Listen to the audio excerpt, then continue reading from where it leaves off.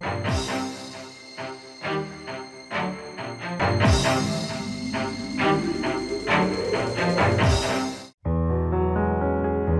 el apoyo de Vendimia de Ciudad 2000 y La Gran Manzana de Ciudad Córdoba. Buenas noches, bienvenidos a Noti5. Estos son nuestros titulares.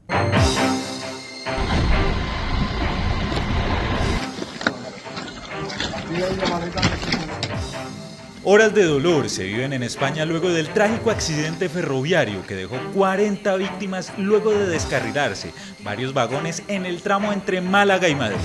También en el país ibérico, otro accidente cobró la vida de una joven de Jumbo cuando el vehículo en el que se movilizaba colisionó con otro automotor en la provincia de Córdoba. El gobernador de Antioquia no coincidió con el gobierno nacional, quien aseguró que el Ministerio de Hacienda no respondió a todas las inquietudes de los mandatarios regionales por el decreto de emergencia económica.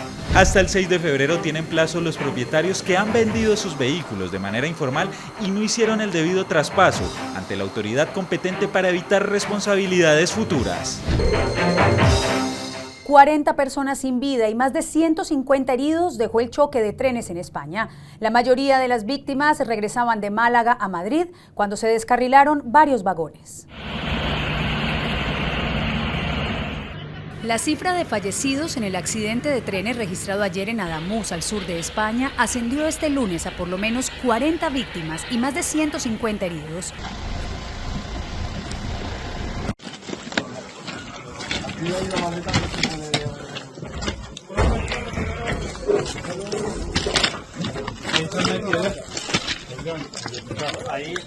Entiendo la desesperación de las familias y todavía la cantidad de heridos que han sufrido este accidente, y estamos realmente preocupados todos. En fin, esperemos que se recuperen lo antes posible. Las autoridades no descartan que el número aumente debido a que todavía hay personas desaparecidas y cuerpos que no han podido ser recuperados de los vagones siniestrados. La emergencia mantiene suspendida la principal conexión ferroviaria de alta velocidad entre la región de Andalucía y Madrid, lo que ha llevado a aerolíneas y operadores de transporte a reforzar rutas alternativas mientras continúan las investigaciones y las labores de rescate.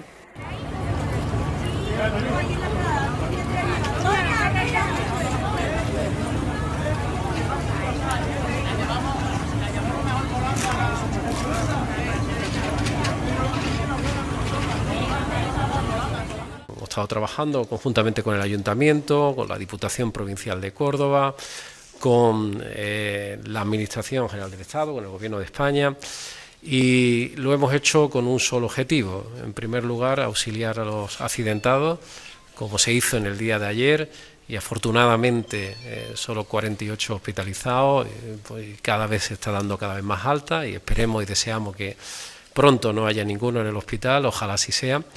Y en segundo lugar, como saben todos ustedes, pues localizando e identificando junto con los cuerpos y fuerzas de seguridad de Estado, los miembros de ADIF, a las víctimas, a las personas fallecidas en este triste accidente. La colisión se produjo cuando un tren que había salido de la ciudad de Málaga descarriló parte de sus vagones y se cruzó sobre una vía contigua por la que transitaba un segundo convoy con destino a Huelva. El impacto provocó el descarrilamiento de ambos trenes y la caída de varios vagones por un barranco, lo que complicó el acceso de los equipos de emergencia.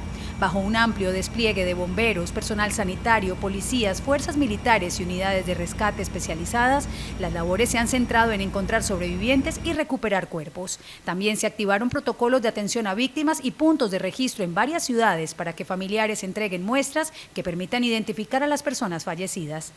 Las autoridades mantienen bajo investigación las causas del siniestro. El accidente ha sido calificado como inusual debido a que ocurrió en un tramo recto, con infraestructura renovada recientemente y trenes de última generación que habían pasado por procesos técnicos de revisión en los últimos meses. El gobierno declaró luto oficial mientras avanzan las labores de rescate, la identificación de las víctimas y la investigación del choque. En las próximas horas se desplazará la familia de la joven yumbeña que falleció en un accidente de tránsito en la provincia de Córdoba, en España. La menor hace 2 meses había viajado a visitar a su madre, quien también resultó herida en este hecho. Una familia del Valle del Cauca enfrenta hoy una tragedia que cruza fronteras tras la muerte de un adolescente de 17 años en un accidente de tránsito ocurrido en la provincia de Córdoba, España. En el mismo siniestro resultó gravemente herida su madre, ambas oriundas del municipio de Yumbo. Mi sobrinita era una niña muy alegre, feliz, ella muy contenta, ya que fue a viajar. Tía, mira, ve, ya me voy a montar en el avión, feliz. Mi hermana, los 2 mesecitos que estuvo con ella allá, compartió al máximo. La joven, identificada como Isabela, había viajado hace 2 meses para reencontrarse con su mamá, a quien no veía desde hacía 6 años. El esperado reencuentro terminó en una tragedia que impactó a sus allegados tanto en Colombia como en el exterior. Y la niña decidió viajar, pues, el 31 de octubre para estar con su mamá y seguramente ya quedarse allá. La niña, pues, no, hubo días que ella ya quería volver, pero bueno, así es el destino. De acuerdo con la versión entregada por la familia, el choque se habría producido cuando otro vehículo invadió el carril contrario, provocando un impacto de gran magnitud. Ellos iban de Madrid a Málaga y un carro los embistió. Se metió al carril de ellos, tengo entendido. Aunque la mujer recibe acompañamiento en territorio español, se espera que sus familiares en Colombia puedan viajar en las próximas horas para apoyarla y gestionar la repatriación del cuerpo de la joven.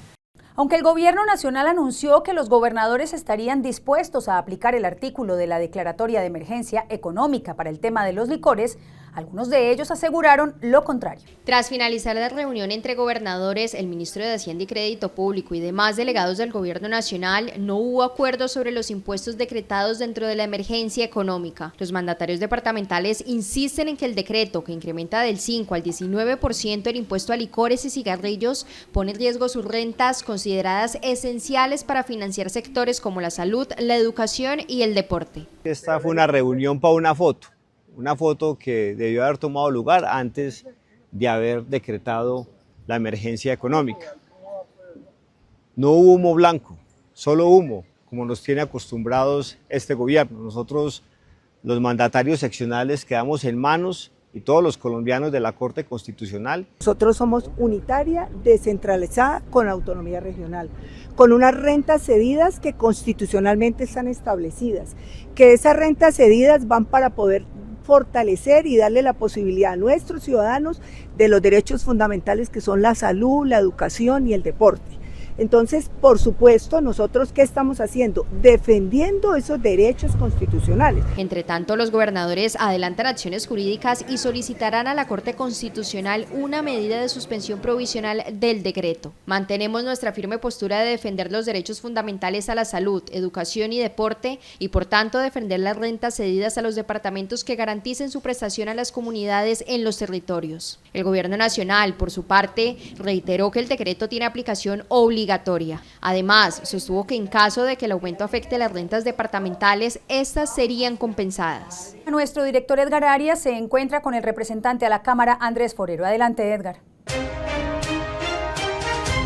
En las últimas horas también se han conocido versiones cuando en Medellín, precisamente cuando fue liberado este alias Calarcá, pues se confirmaba de que a través de los vehículos de la UNP también transitaban con armas y demás, cuando en ese momento se ordenó liberar a esta persona. Así es, este es otro escándalo, o mejor dicho, se profundiza en un escándalo que ya se había conocido en el pasado, y es que algunos de los gestores de paz del gobierno nacional, que son miembros activos de los fuerzas, de los grupos armados ilegales de estos grupos terroristas, pues supuestamente están utilizando esos carros de la Unidad Nacional de Protección para seguir cometiendo delitos. Yo recuerdo que en ese caso que usted menciona, en el caso de alias Calarcá, se señalaba que pues había menores de edad, que había armas, etcétera, etcétera, y eso pues no pasó finalmente más nada. Entonces siempre vemos al señor Augusto Rodríguez buscando excusas sin que haya claridad de qué medidas él está tomando para evitar que eso se siga repitiendo. Doctor Andrés, estamos a puertas de unas elecciones legislativas, a puertas de una primera vuelta presidencial. Hoy, 19 de enero, están dadas las condiciones para ir a cualquier parte del territorio nacional a ejercer política, porque usted está saliendo también a diferentes departamentos. Estamos saliendo, Edgar, y la verdad es que siento yo que los únicos que tienen libertad para hacer política en todo el territorio nacional son los congresistas y los candidatos presidenciales cercanos al gobierno nacional. De resto, todos sabemos que en el caso de la oposición, pues hay amenazas contra nosotros, hay preocupación por lo que pueda suceder. Obviamente nosotros estamos extremando también las medidas de autoprotección. Además le agradecemos siempre a la Policía Nacional todo el esfuerzo que hacen por garantizar nuestra seguridad. Pero no, yo debo decir que lamentablemente hay espacios que están vetados para nosotros donde no podemos hacer un ejercicio electoral. Y además nos preocupa también, Edgar, que eso ya no sea solamente que no podamos ir a esas zonas, sino que adicionalmente los grupos armados ilegales eventualmente presionen a la ciudadanía, presionen a la población para que voten en un sentido determinado. Y hay que decir que el doctor Penagos, registrador nacional, ha dicho que estas elecciones pues, se van a blindar y demás, pero no solamente el tema de conteo, el tema de transmisión de datos, el tema de la jornada, sino lo que usted acaba de decir, el no permitir llegar hasta algunas regiones, el presionar al elector, pues obviamente es un delito que se está ahí cometiendo. Exactamente, pero además pues muestra que no nos están garantizando pues igualdad de condiciones a quienes estamos en esta justa electoral, porque vemos a los candidatos del pacto histórico, quienes son cercanos al gobierno nacional, pueden hacer recorridos a lo largo y ancho del territorio, pero nosotros sí tenemos algunas zonas donde sencillamente nos recomiendan no ir. Entonces, ahí hay un desbalance, pero vuelvo a insistir, más que eso, porque a veces pues uno cree que en parte eso se puede tratar de compensar o uno puede tratar de limitar el efecto de esas restricciones de movilidad con las redes sociales, que obviamente eso no debería suceder. Yo creo que todos los colombianos deberíamos poder transitar por todo el territorio nacional, pero más que eso me preocupa es la interferencia en el día de las elecciones, donde estos grupos armados ilegales puedan presionar para que la población amedrentada vote por un candidato o por un grupo de candidatos determinado. Eso sí es algo que a mí me alerta, porque ahí no serían elecciones libres en ese lugar, sino que sencillamente serían elecciones inducidas o determinadas por la boca de los fusiles. Y muy importante, representante, llegar a esta región donde la gente está muy inconforme, especialmente con el tema de salud. Usted que ha sido un representante que ha seguido no solamente el tema de las cuotas de la unidad de capitación, sino lo que ha dicho el ministro de Salud en las últimas horas, después de ver llorando al gerente de un centro hospitalario en Itagüí, diciendo que es que no hay cómo pagarle a los empleados, no hay cómo atender los medicamentos, y él, sinceramente, el ministro ha salido a decir que es que los ricos también lloran. Así es, salió con esas declaraciones completamente desafortunadas, unas declaraciones insensibles, unas declaraciones indolentes que muestran la falta de empatía del ministro. Porque te voy a decir además una cosa, Edgar, la verdad es que cuando llora el señor gerente del hospital de Itagüí, que es un hospital público, lo hace es porque sus trabajadores no estaban recibiendo salario desde hace varios meses por cuenta de las EPS que fueron intervenidas por el gobierno y que hoy son controladas por el gobierno. Entonces, yo no sé de qué rico se está hablando el ministro cuando se estaba refiriendo, cuando estaba llorando el señor gerente del hospital, por los trabajadores, personas sencillas que no pudieron llevarle aguinaldos, no pudieron llevarle regalos a sus hijos, sencillamente porque los incompetentes que nombran en las EPS como interventores, pues no les pagan oportunamente. Y no solamente puede tratarse de incompetencia, sino también podría hablarse de corrupción, porque sencillamente la plata no está alcanzando. Entonces el ministro, en lugar de ponerse en los zapatos de los demás, en lugar de entender que es una tragedia para personas que están trabajando y no están recibiendo ingresos, no poder llevar comida suficiente, no poder llevar regalos de Navidad a sus hijos, el ministro salga a decir que los ricos también lloran. Eso es infame y muestra la clase de ser humano que es el señor Jaramillo, y yo espero que la justicia eventualmente le llegue a él, porque lo que ha hecho realmente con el tema de la salud, pues lo ha catalogado un ex magistrado de la Corte Suprema de Justicia, incluso como un posible delito penal. Entonces yo sí espero que, aunque llegue tarde, la justicia llegue a propósito del daño enorme que ha causado el ministro Jaramillo en materia de salud, y que ojalá los pacientes de las miles de víctimas que ha causado su mala administración, su mala gestión, sus malas políticas, sus decisiones irresponsables, eventualmente lo acusen por eso que planteaba el magistrado de la Corte Suprema de Justicia. De la Corte Constitucional, perdón. Era la Corte Constitucional, era el magistrado Reyes de la Corte Constitucional, José Fernando Reyes. Hago esa corrección, donde él planteaba que él había tenido experiencia como penalista, que ahí posiblemente podría haber un delito de parte del señor Jaramillo. Muchas gracias al doctor Andrés Forero. Continúe, Sonia, con más noticias aquí en Noti5. Buenas noches. Edgar, gracias. Si usted ha realizado un traspaso de vehículo de manera informal, tendrá plazo hasta el próximo mes de febrero para diligenciar la documentación necesaria y evitar responsabilidades posteriores a este trámite. Multas, impuestos acumulados e incluso responsabilidades en caso de accidentes son algunas de las consecuencias que enfrentan quienes vendieron o compraron un vehículo sin realizar el traspaso legal. Se trata de una situación frecuente en el país, sobre todo cuando la compraventa se hizo de manera informal. Según una resolución del Ministerio de Transporte, el 6 de febrero del 2026 será la fecha límite para regularizar estos vehículos. Hasta ese día, quienes vendieron un automotor y desconocen el paradero del comprador podrán adelantar el trámite para desvincularse legalmente de impuestos, comparendos o futuros siniestros asociados al vehículo. Habíamos puesto un plazo inicial y lo ampliamos un poco más. Va a quedar hasta el 6 de febrero de 2026. Después de ello, solamente se va a permitir el traspaso al nombre del verdadero propietario del vehículo.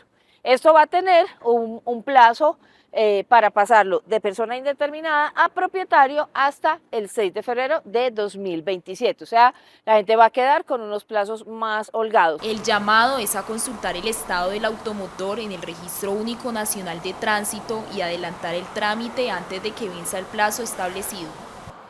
La Policía Metropolitana de Cali investiga un doble homicidio ocurrido en el distrito de Agua Blanca, en el barrio Alirio Mora Beltrán. 2 hombres fueron asesinados en el oriente de Cali en hechos ocurridos en el barrio Alirio Mora Beltrán. De acuerdo con la versión preliminar de las autoridades, las víctimas se encontraban compartiendo en un establecimiento del sector cuando individuos armados llegaron hasta el lugar y dispararon de manera directa contra ellos. En la zona se desplegó un operativo de la Policía Metropolitana que recopiló elementos que permitan avanzar en la investigación, señalando que los móviles y responsables de este doble homicidio aún son materia de análisis. También se está verificando si los 2 fallecidos tenían antecedentes judiciales o si estaban vinculados a disputas entre estructuras delincuenciales. El hecho quedó en manos de la Fiscalía, que asumió las labores investigativas para esclarecer lo sucedido y dar con los responsables. Hombres armados dispararon contra una caravana oficial de funcionarios en el departamento de Nariño. Los vehículos eran utilizados por la subsecretaria de Minas, quien resultó ilesa. Ilesa resultó la subsecretaria de Minas de la Gobernación de Nariño luego de que la camioneta en la que se desplazaba fuera atacada con arma de fuego tras cumplir agenda oficial en el municipio de La Llanada. El hecho se registró en el corredor vial que comunica los Andes Sotomayor con El Peñol, donde hombres armados dispararon contra uno de los vehículos de la caravana, impactando el vidrio lateral sin dejar heridos. Durante la ruta conformada por al menos 15 vehículos se vivieron momentos de confusión debido a que no se tenía claridad sobre el origen del ataque. De manera preliminar se conoce por el peritaje realizado por expertos balísticos que uno de los vidrios del vehículo habría sido afectado presuntamente por un elemento contundente. El vehículo hacía parte de una comitiva logística que se encontraba en el marco de una reunión desarrollada en el municipio de La Llanada del departamento de Nariño y no en un desplazamiento oficial del señor gobernador. Las autoridades indagan si el atentado iba dirigido contra el gobernador, teniendo en cuenta que la camioneta atacada es similar a la que utiliza habitualmente para sus desplazamientos y que por razones de seguridad tomó una ruta alterna ese día. La alcaldesa de Padilla aseguró que las personas que murieron en una vivienda de este municipio en la madrugada de hoy no tenían ningún tipo de antecedentes. Es la segunda masacre en lo que va corrido del año. Avanzan las investigaciones para esclarecer el asesinato de 4 personas en el municipio de Padilla, un hecho de violencia que ha generado alarma y preocupación entre los habitantes. De acuerdo con información preliminar, este lamentable suceso estaría relacionado con confrontación entre estructuras delincuenciales asociadas al control territorial para las actividades de microtráfico. Los hechos son materia de investigación por parte de las autoridades competentes. El ataque ocurrió en la madrugada de hoy cuando hombres armados ingresaron a una vivienda donde se encontraban las víctimas y les dispararon mientras descansaban, causándoles la muerte de manera inmediata. Y eso es lo que la comunidad dice, que fue el grupo de 5 y 6 que se metió. Y ellos hace rato tienen una disputa, no sé, con algunos de allá, no con todos, con algunos muchachos, con algunos jóvenes. Y eso ya se había hablado, eso ya se había pero eso siguió y siguió y siguió en eso, esos muchachos. Entonces imagínense hasta lo que viene a pasar. Este caso se suma a una serie de hechos que mantienen en zozobra a la comunidad, que desde hace varios meses vienen denunciando el aumento de pandillas y situaciones delictivas en la zona, sin que hasta ahora se evidencien acciones concretas para frenar la problemática. Este crimen confirma el grave deterioro de las condiciones de seguridad para la población civil en una zona atravesada por disputas armadas y economías ilegales. De acuerdo con la información conocida hasta el momento, la masacre habría sido cometida por una estructura conocida como la Banda de la Vereda 5 y 6, ubicada en Guachené. Desde la administración municipal señalaron que ninguna de las personas fallecidas estaría vinculada a actividades ilícitas. Que eso de las 11:30 de la noche, 12, que habían entrado allá, que esos grupos dicen que el grupo de allá de Guachené a tumbar puertas y a matar gente, porque los que mataron todos son inocentes, gente buena. Las autoridades continúan con la investigación para identificar a los responsables, mientras la población exige mayor seguridad y respuestas frente a los hechos de violencia. ¿Te imaginas viviendo muy cerca de grandes parques y polideportivos? Ahora con lotes desde 92.400.000 pesos, sí podrás. Ven y construye tú también en lotes de la Gran Manzana de Ciudad Córdoba. Aprovecha este papayazo hoy mismo.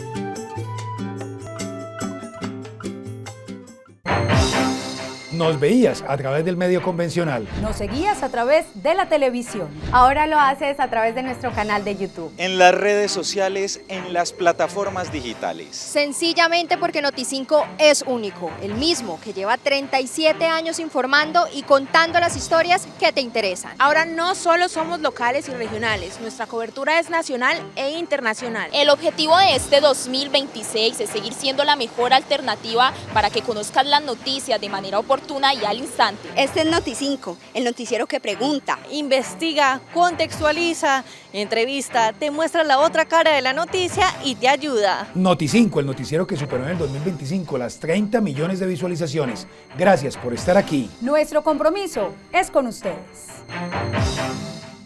Hoy en segmento de opinión, la candidata a la presidencia de la República por el Partido Centro Democrático, Paloma Valencia, denunció las consecuencias que trajo para Colombia la visita del presidente de Brasil, Lula da Silva, para el sector automotriz.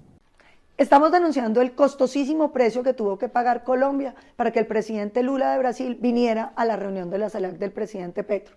Pues resulta que nosotros teníamos un acuerdo con Brasil para llevar automóviles a ambos países sin aranceles. Brasil cambió su legislación interna y terminaron importando el 19% de los vehículos a Colombia y Colombia ninguno a Brasil. De manera que nuestra industria, que producía 123.000 vehículos, terminó en 30.000. Se fue General Motors, que era la fábrica más grande de producción en Colombia. Y el presidente Petro, que había denunciado ese pacto, terminó reviviéndolo para poder invitar al presidente Lula a venir a Colombia. Este es el precio que paga la industria colombiana para darle gusto a los caprichos del presidente. Desde hoy en horas de la mañana comenzó a implementarse la medida de la Secretaría de Movilidad para agilizar el flujo vehicular entre Jamundí y Cali. Desde hoy volvió a operar el carril reversible entre Jamundí y Cali, una medida clave para agilizar el tráfico en el sur de la ciudad durante las horas de mayor congestión. La estrategia aplica sobre la avenida Cañas Gordas en sentido Jamundí-Cali entre las 6 y las 7:30 de la mañana. En ese horario de 6:30 a 7:30 de la mañana tenemos un flujo vehicular más o menos de 1.700 vehículos. Normalmente tenemos circulando por la zona entre 1.000, 1.200 y en esta hora pico sube a 1.700 vehículos y cerca de 2.400 motocicletas. Al evitar esos adelantamientos, excesos de velocidad, evitando esto, pues se reduce la siniestralidad, se reduce la mortalidad. Durante su implementación anterior, el reversible logró reducir de manera significativa la siniestralidad vial, llegando a registrar 0 accidentes en la franja horaria en la que funcionó, al disminuir maniobras peligrosas y el exceso de velocidad. En esta primer fase, el carril reversible estará vigente hasta el 11 de julio del 2026 y contará con el acompañamiento de agentes de tránsito y la coordinación de olas verdes semafóricas en la Comuna 22. Grupo WAS, Cobertura Nacional, West Army Security, WAS Service Technology y Fundación Adelita. 25 años brindando respaldo y garantía con nuestro profesionalismo. Grupo WAS, protegemos, servimos y construimos futuro. Vigilado Supervigilancia. Ahora es el sector de transporte de carga terrestre el que anuncia una asamblea permanente si el gobierno nacional no escucha sus peticiones por las consecuencias que traerán los precios de fletes y de peajes en el país. Preocupación y alerta hay en el sector del transporte terrestre por el incremento en los costos de operación. El aumento del diésel, de los peajes y del salario mínimo motivó al gremio de transportadores del Valle del Cauca a entrar en asamblea permanente, una figura que deja abierta la posibilidad de un paro si el gobierno y las autoridades locales no atienden sus solicitudes. Según los transportadores, el aumento de esos factores repercute directamente en las operaciones y en la rentabilidad del sector, lo que pone en riesgo la sostenibilidad de numerosas empresas y el flujo de servicios en la región. Ante el panorama, el gremio insiste en la necesidad de instalar mesas de diálogo con participación activa del gobierno para evitar afectaciones mayores que podrían impactar la movilidad, la logística y la dinámica económica del departamento. Por ahora no existe una decisión de paro nacional, aunque los transportadores advierten que la situación requiere respuestas rápidas para evitar que escale. 2 siniestros viales con saldo fatal se registraron en las últimas horas en el Valle del Cauca. El primero ocurrió en la vía al mar, donde un motociclista perdió la vida, y el segundo en el corredor Pradera, Florida, donde otro conductor de motocicleta también falleció. El fin de semana estuvo marcado por siniestros viales en diferentes carreteras del Valle del Cauca. En las últimas horas, en la vía que conecta Pradera con Florida, un automóvil chocó contra una motocicleta, provocando la muerte del conductor de la moto. Por la fuerza del impacto, el vehículo se incendió y fue necesaria la presencia del Cuerpo de Bomberos de Pradera para controlar las llamas. El conductor del automóvil fue trasladado a un centro asistencial. Otro motociclista también perdió la vida en un accidente vial. Se trata de Luis Escobar, residente en Cali. En video quedó registrado el momento en el que el motociclista impactó contra un vehículo de carga pesada en el sector de Mediacanoa sobre la vía Buga-Buenaventura. En las imágenes se observa que el joven y otros motociclistas se desplazaban en motos de alto cilindraje. La Secretaría de Movilidad de Cali confirmó que en otro siniestro ocurrido en la madrugada en la avenida Cuarta Oeste con calle 23B no hubo víctimas fatales. De acuerdo con las autoridades, las pruebas de alcoholemia practicadas dieron negativas y se adelantan las investigaciones para determinar las causas del incidente. En este sitio colisionan 3 motocicletas, de las cuales resultan 3 personas lesionadas. Tenemos un menor de edad, una dama y un caballero. Se realizaron los desperticios técnicos en el sitio, se inmovilizan los vehículos, las personas fueron atendidas, hasta el momento no tenemos reporte de víctimas fatales. Se han presentado novedades en esta vía, donde personas de manera irresponsable realizan piques o realizan maniobras peligrosas. Por eso vamos a estar en estos puntos ejerciendo el control, evitando que sucedan accidentes fatales. Las autoridades reiteran el llamado a la responsabilidad y a la prudencia vial, especialmente en corredores de alta afluencia vehicular. Respetar los límites de velocidad y atender la señalización contribuye a salvaguardar la vida de todos los actores viales. La Secretaría de Educación del Valle hizo un llamado a los padres de familia para que matriculen a sus hijos ahora que inicia el calendario A en la región. A pocos días del inicio del calendario académico, el proceso de matrículas para el año lectivo 2026 continúa abierto en los colegios oficiales del Valle del Cauca. La medida busca garantizar que ningún niño, niña o adolescente se quede por fuera del sistema educativo en los 34 municipios no certificados del departamento. En total, 148 instituciones educativas oficiales aún cuentan con cupos disponibles desde preescolar hasta el grado 11, según confirmó la Secretaría de Educación Departamental. Contamos con el programa PAE para el 100% de cobertura de nuestros estudiantes matriculados desde el primer día de clase. A esto le sumamos los entornos protectores, docentes comprometidos, programas de bilingüismo y acompañamiento socioemocional y una educación rural fortalecida a través de los proyectos pedagógicos productivos PPP y las asociaciones de futuros agricultores AFA, que aseguran el acceso a la permanencia en las aulas y el tránsito a la educación superior. El proceso de matrícula es presencial. Los acudientes deben acercarse a la institución más cercana con documentos básicos como identificación del estudiante y del acudiente, certificado de estudios, carnet de vacunación y afiliación en salud. Las autoridades reiteran que la educación es una prioridad para el departamento y una herramienta fundamental para el desarrollo social del Valle del Cauca. Viaja con Taxis Libres y vive la mejor experiencia. Solicita tu taxi seguro a nuestro WhatsApp 310-211-1111 o descarga nuestra app Taxis Libres.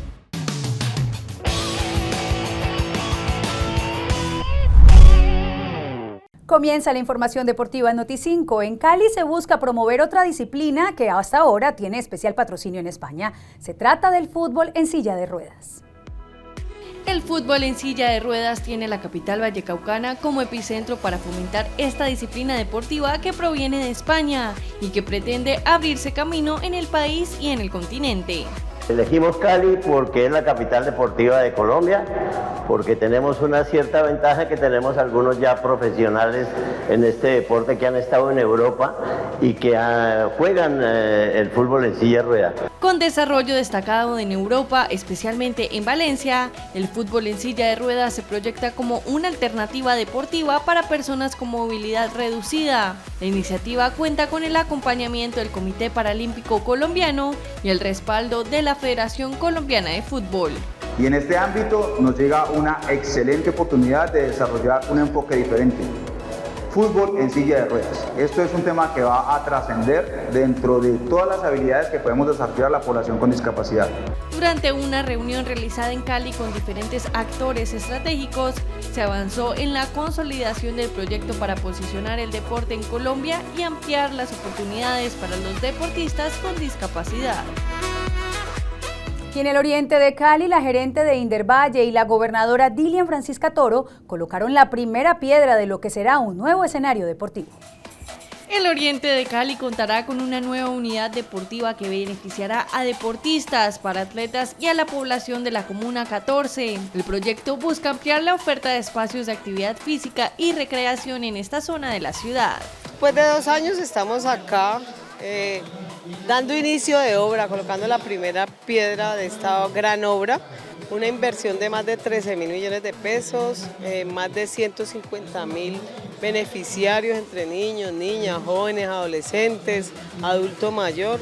El Centro de Bienestar dispondrá de escenarios para disciplinas emergentes como el parkour, calistenia y kickboxing, además de deportes tradicionales y un salón multipropósitos para actividades comunitarias. Tiene skateboarding, tiene gimnasio al aire libre, tiene pista recreativa alrededor, tiene complejos deportivos, canchas multipropósitos, una cubierta y una destapada, tiene un biosaludable al aire libre. La construcción del complejo tendrá una duración aproximada de 15 meses y su entrega está proyectada para el primer trimestre del 2027. Con esta infraestructura se espera fortalecer los procesos deportivos y sociales en el oriente de la capital del Valle. Así llegamos al final de Noti5. Los esperamos mañana martes a las 8 de la noche. No olviden suscribirse a nuestro canal de YouTube y visitar nuestra página web noti5.tv. Porque recuerden, estar bien informado le permite tomar buenas decisiones. Feliz noche. Con el apoyo de Vendimia de Ciudad 2000 y La Gran Manzana de Ciudad Córdoba.